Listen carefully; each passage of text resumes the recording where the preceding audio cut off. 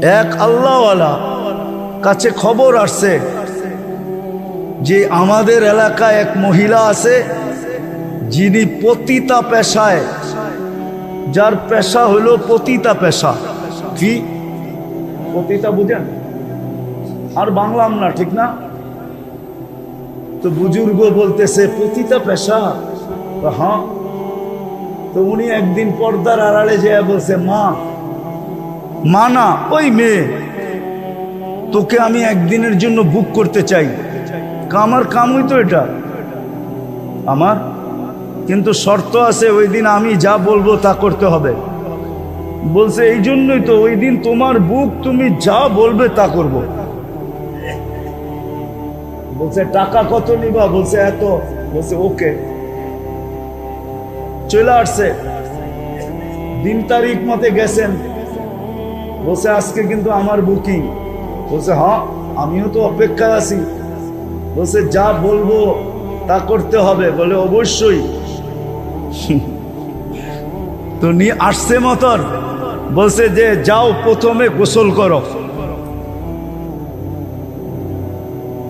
এইভাবে গোসল করতে হবে।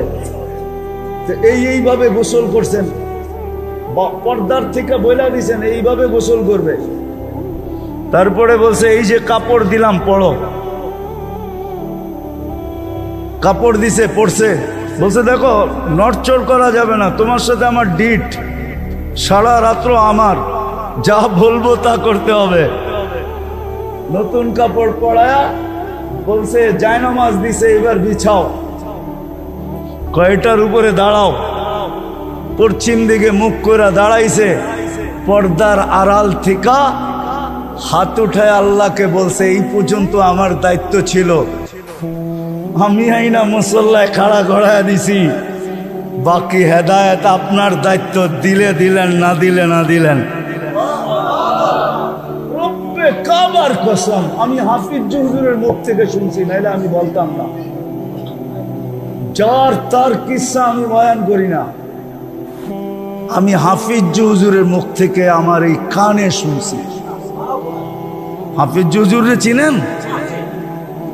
কামরাঙ্গীর চর মাদ্রাসার হাফিজ হুজুরের মুখ থেকে শুনছি। মহিলা বলে একটা চিৎকার দিছে, আর দিয়া বলছে মালিক তওবা করে ফেললাম। মহল্লাবাসীকে সপ্তাহে একদিন আল্লাহর ঘরে আইনা পিছের থেকে দোয়া করেন, আল্লাহ ডেলি যাইয়া ওর পরিবেশে পাও ধরছি, আজকে তোর পরিবেশে আইনা ছেড়া দিছি। তুই জানোস, তোর কাম জানে, হেদায়েত দিলে দে, না দিলে না দে। আমরা